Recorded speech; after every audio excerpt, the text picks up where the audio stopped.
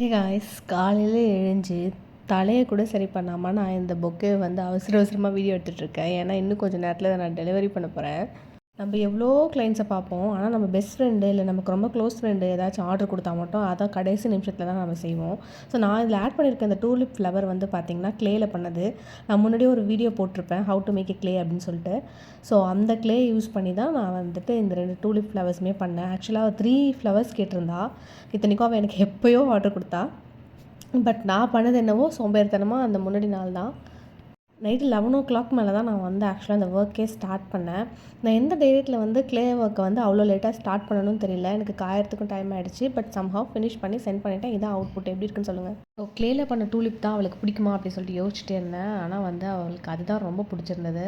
So எனக்கு வந்து message அனுப்பிச்சிட்டே இருந்தா அவங்களுக்கு கொடுத்ததுலேருந்து எனக்கு ரொம்ப பிடிச்சிருக்கு அப்படின்னு சொல்லிட்டு.